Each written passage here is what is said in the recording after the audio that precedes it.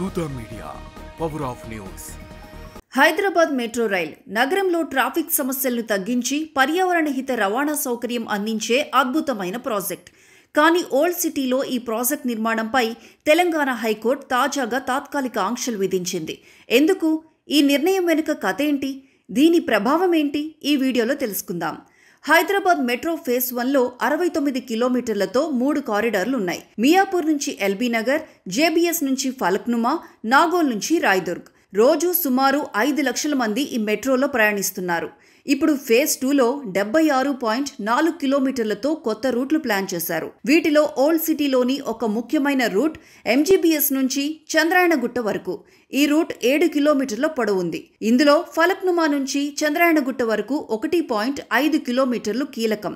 ఈ route old సిటీలో రవాణా సౌకర్యాలను మెరుగుపరచాలనే లక్ష్యంతో రూపొందించారు.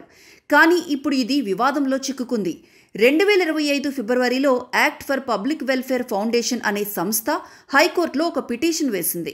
వారి వాదన ఏంటంటే ఓల్డ్ సిటీలో మెట్రో నిర్మాణం చార్మినార్, ఫలక్నుమా ప్యాలెస్ వంటి చారిత్రక స్థలాలకు హాని కలిగించవచ్చు.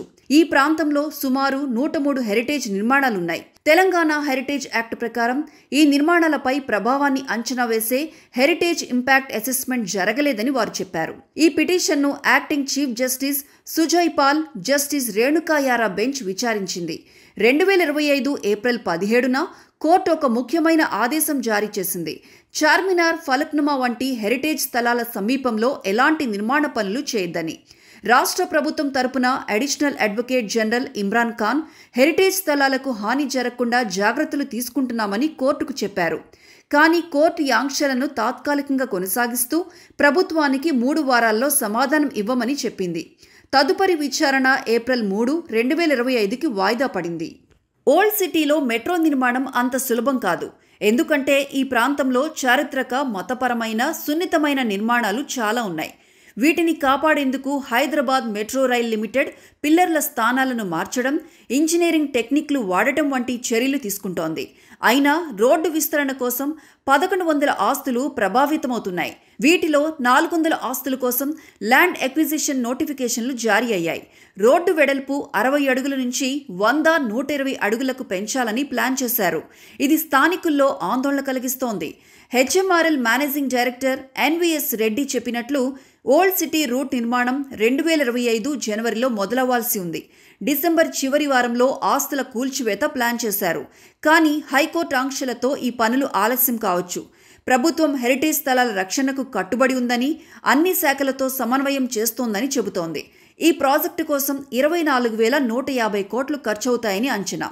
హైకోర్టు ఆంక్షల వల్ల ఓల్డ్ సిటీలో మెట్రో నిర్మాణం తాత్కాలికంగా నిలిచిపోయింది. ఇది ఫేజ్ 2 ప్రాజెక్టు షెడ్యూల్ను ఆలస్యం చేస్తుంది. ఖర్చులు పెరగచ్చు. ఈ రూట్ ఓల్డ్ సిటీ ప్రజలకు మెరుగైన రవాణా సౌకర్యాలు ఇవ్వాలనే లక్ష్యంతో నిర్మిస్తున్నారు. కానీ ఆలస్యం కావడంతో స్థానిక వ్యాపారాలు, ఆస్తి యజమానులపై ప్రభావం చూపొచ్చు. మరోవైపు హెరిటేజ్ స్థలాల రక్షణ కోసం ఈ ఆంక్షలు అవసరమని చారిత్రక సంరక్షణవాదులు చెబుతున్నారు. హైదరాబాద్ మెట్రో నగర అభివృద్ధిలో ముఖ్యమైన అడుగు. కానీ ఓల్డ్ సిటీలో హెరిటేజ్ స్థలాలను కాపాడుతూ నిర్మాణం చేయడం పెద్ద సవాల్. హైకోర్టు ఆంక్షలు చారిత్రక నిర్మాణాల రక్షణకు కీలకం. కానీ ప్రాజెక్టును కొంత ఆలస్యం చేయొచ్చు. హెచ్ఎంఆర్ఎల్, ప్రభుత్వం ఈ సమస్యను పరిష్కరించేందుకు సమగ్ర ప్రణాళిక రూపొందించాలి. చారిత్రక వారసత్వాన్ని కాపాడుతూనే మెట్రో విస్తరణ సాధ్యమవుతుందా లేదా అనేది వేచి చూడాలి. ఈ విషయంపై మీ ఆలోచనలు కామెంట్స్లో షేర్ చేయండి. ఇలాంటి అప్డేట్స్ కోసం మా ఛానల్ను సబ్స్క్రైబ్ చేయడం మర్చిపోకండి. త్వరలో మరో వీడియోతో మళ్ళీ కలుద్దాం. For more updates please subscribe దూత మీడియా.